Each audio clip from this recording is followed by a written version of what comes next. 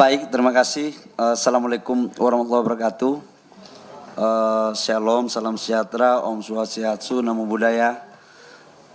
Yang saya hormati Pak Iqmal, Deputi Perencanaan. Kemudian yang saya hormati ada teman-teman dari APNI, Sekjen APNI dan Sekjen AP3I. Kemudian dari perwakilan pengusaha dari smelter, teman-teman media yang saya banggakan, saya hormati. Mohon maaf pertama karena kami baru selesai rapat panjang dengan perdebatan yang luar biasa sekali. Rapat tadi sangat tertutup, sengaja memang tidak diliput oleh media karena kami ingin mengetahui persoalan substansi dari teman-teman pengusaha yang membangun smelter terkait dengan nikel. Teman-teman wartawan, tadi kita rapat panjang, ada 47 perusahaan yang hadir. Dari 37 perusahaan yang membangun smelter. Dari 37 itu adalah yang mendapatkan izin untuk pembangunan smelter dari versi data dari BKPM. 37 yang izinnya udah keluar, tapi yang hadir 47. Supaya kita ingin untuk lebih demokratis gitu. Termasuk dalamnya ada penambang kalau nggak salah ya. Kita juga undang mereka agar suasana kebatinan itu bisa dikeluarkan secara total. Agar pemerintah tidak boleh hanya maunya dengan pikirannya, tapi atas perintah Pak Presiden memerintahkan kepada kami agar juga mendengar apa yang menjadi keluhan, keinginan dari teman-teman pengusaha yang ada di daerah, termasuk arahan Pak Menko Maritim dan Investasi. Teman-teman media semua, dalam diskusi panjang kami tadi, dalam pertama memang agak panas, dan itu saya pikir biasa. Yang kedua agak sedikit lembut, yang ketiga berakhir dengan lembut. Kelembutan panas karena memang terjadi perbedaan pendapat yang sangat signifikan terkait dengan proses. Apakah izin ini harus berhenti di 2020? Kemudian ada juga yang meminta untuk tetap di 2022. Tapi kemudian dari perdebatan tersebut, perdebatan panjang, kita mampu mengkanalisasi. Tapi ada juga yang memang kesadaran untuk di 2019 ini berakhir.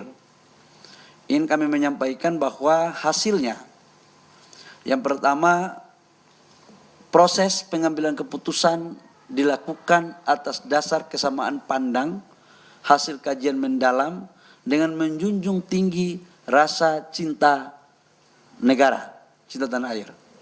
Itu dulu kesamaan pandang kami. Bahwa meningkatkan nilai tambah terhadap sumber daya alam kita adalah merupakan cita-cita dan keinginan bersama dari pengusaha, baik penambang maupun yang punya smelter dengan pemerintah.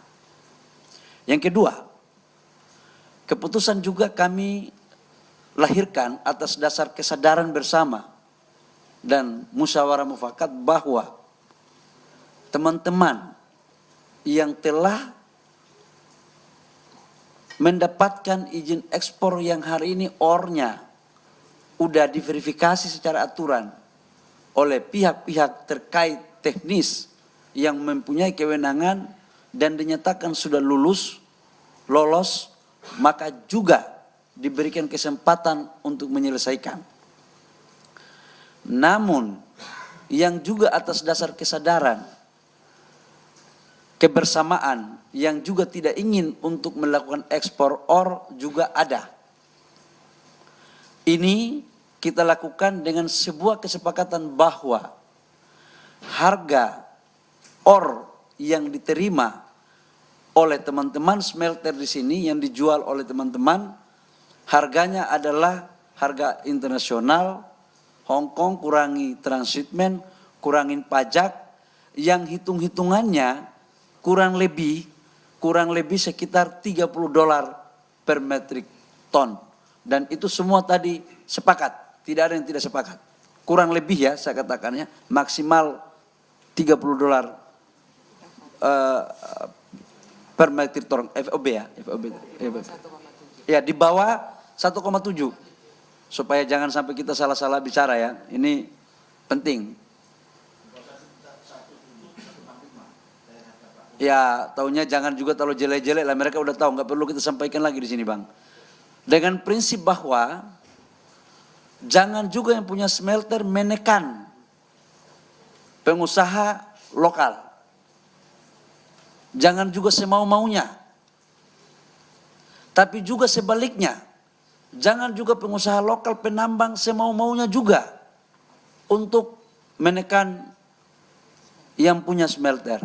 Artinya adalah ada keseimbangan sesama anak bangsa, saling rasa memiliki, saling bahu-membahu untuk membuat win-win. Jadi konsepnya tadi itulah konsep kekeluargaan, konsep kebersamaan. Yang menurut saya cara-cara seperti ini yang harus dipakai sebagai rujukan dalam rangka membangun komunikasi dan negosiasi dalam konteks penyelesaian bisnis. Karena tidak semuanya penyelesaian itu harus berbentuk SK. Kalau bisa dilakukan musyawarah, kenapa tidak? Yang terpenting adalah kita komitmen untuk sesama anak bangsa, tidak saling mencederai, kita cinta negara, dan saling membantu. Itu beberapa hal penting yang perlu kami sampaikan dari pihak pemerintah. Namun untuk lebih lengkapnya, agar tidak terjadi dusta di antara kami sesama pengusaha dan pemerintah, mohon maaf ini jangan pakai sesama pengusaha ya, karena mulut 3 minggu ini masih belum kering. Ya, kita ini kan sudah mundur dari pengusaha ya, saya udah nggak jadi pengusaha lagi, tapi lidah saya ini masih ya begitulah, masih lidah pengusaha. Untuk tidak dianggap bahwa pemerintah melakukan ini secara sepihak, saya tidak ingin lagi ke depan nanti ada pembicaraan bahwa pemerintah sepihak, nanti ini begini. Representasi dari pengusaha di bidang itu diwakili oleh asosiasinya. Dan asosiasinya sudah hadir, ada APNI dan AP3I. Saya persilakan kepada perempuan yang paling cantik ini untuk menyampaikan pikiran dari APNI, karena dia ini yang saya anggap sekretaris yang sangat moderat untuk mengkritisi kebijakan pemerintah. Saya persilakan. Sebelumnya terima kasih Bapak Kepala BKPM yang ganteng dan baik hati. Biar harga naik.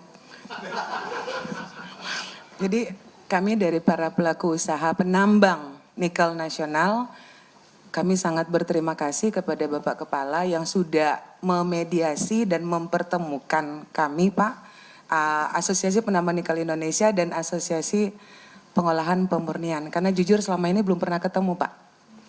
Baru hari ini, benar ya Pak Sekjen ya? Walaupun sering ngobrol-ngobrol by phone, tapi secara formal antara APNI dan AP3I belum pernah terjadi pertemuan. Bukan kita berbeda pendapat atau bukan kita bermusuhan, tidak sama sekali. Cuma memang kesempatan itu belum pernah ada terjadi. Yang mempertemukan BKPM. Makanya kami bilang berterima kasih kepada Bapak Kepala BKPM yang ganteng dan baik hati sudah mempertemukan kami. Harga naik. Biar harga naik dapat bonus Pak, nggak di reject. Nah jadi betul bahwa sebenarnya kami pengusaha nasional itu sangat mendukung program pemerintah mengenai adanya hilirisasi. Indonesia harus punya brand, Indonesia jangan melulu jual tanah air, maksudnya tanah nikel dan air yang mengandung sampai 30-40%. Nah dengan adanya hilirisasi kami bangga ada smelter, cuma memang tolong jangan juga kami para penambang terlalu ditekan Bapak. Sehingga bagaimana kita mau mendukung hilirisasi kalau kami sendiri pun nggak terbantu.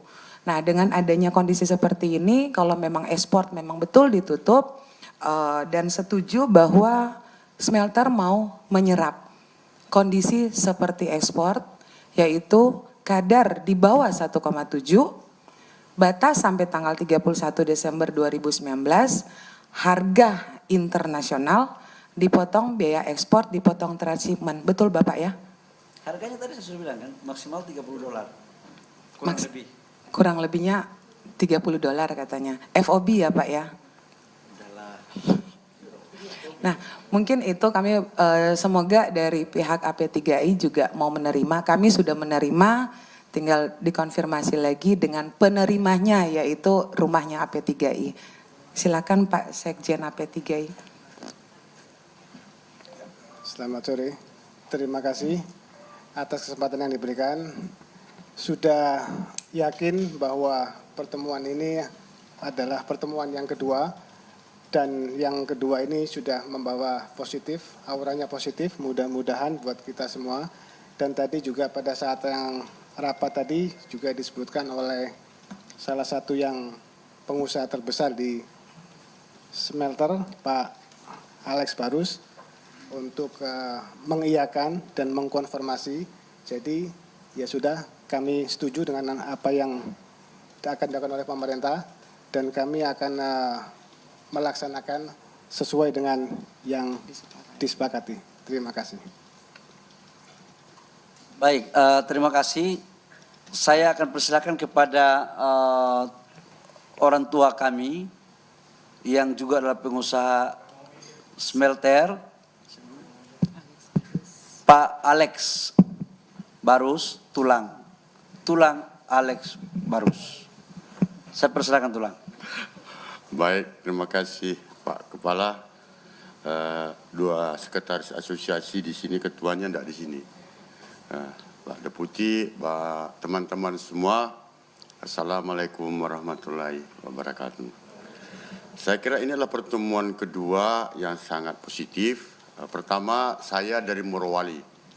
Jadi Pak Kepala, ini salah satu smelter kami. Jadi kami ada smelter sebetulnya sekarang itu sudah 30 lain. Jadi ada Sulawesi Mining, Guangqing, ITSS, TSI, Cahaya gitu. Jadi ini hanya salah satu. Jadi di IMIP itu sekarang kita punya 30 lain. Dengan power plant sudah 2000 megawatt. Nah, kembali ke isu ini, jadi tentunya kami sangat senang kita kembali ke Undang-Undang Minerba 4/2009. Saya kira ini adalah cita-cita negara ini yang diterjemahkan oleh pendahulu kita. Yang kedua, mengenai kesepakatan dan pembicaraan pertemuan pertama dan kedua, sebagaimana kami sampaikan juga pada pertemuan pertama, kami tetap dan akan mematuhi apa yang digariskan oleh pemerintah. Kami percaya bahwa garis apapun yang ditetapkan oleh pemerintah itu tentu tidak akan membunuh investasi yang ada, juga tidak akan membunuh penambang yang ada. Jadi saya yakin mencari titik temu ini adalah tugasnya pemerintah, dan yakin itu akan dilakukan dan bisa. Saya kira itu Bapak Ibu sekalian, untuk tahap berikutnya ke depan ini mudah-mudahan proses hilirisasi ini kita lanjutkan bukan saja ke NPI, ke stainless steel, tapi kita bisa melanjutkan ke komponen baterai lithium, terutama katodanya nikel, kobalt, mangan katoda. Saya kira di sanalah nilai tambah itu terletak. Saya kira begitu Bapak Ketua. Terima kasih. Wassalamualaikum warahmatullahi wabarakatuh.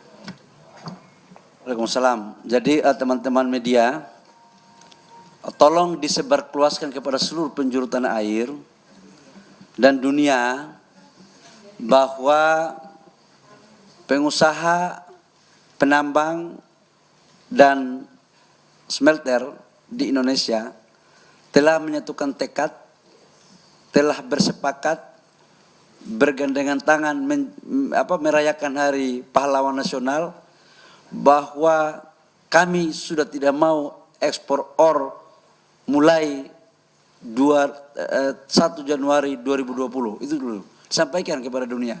Jadi kami punya negara tidak boleh lagi dibodoh-bodohi oleh orang lain, karena kami semua sudah kompak. Yang kedua, terkait dengan urusan ekspor ore yang tadi saya sampaikan, ini ekspor terbatas ya bagi yang memenuhi syarat. Itu monggo yang memenuhi syarat, yang tidak memenuhi syarat dibeli oleh dalam negeri. Tapi surveyor ya. Surveyornya itu dua. Surveyornya itu adalah satu dari pembeli, satu dari penjual. Karena mereka biasa berkelahi ini gara-gara hasil surveyor ini. Saya sudah tidak tahu mana yang benar. Kata pembeli, surveyor dalam negeri sudah tidak dijaga independensinya. Tapi bagi penjual juga dia bilang surveyor yang ditunjuk oleh pembeli itu lebih jauh tidak bisa dijaga independensinya. Jadi saya bilang sama mereka, kalian dua-dua abu leke, saya bilang. Udah, kalian buat jalan tengahnya untuk bagaimana mencari jalan yang terbaik. Saya tidak mau ada ribut-ribut. Begitu, kira-kira. Silakan wartawan.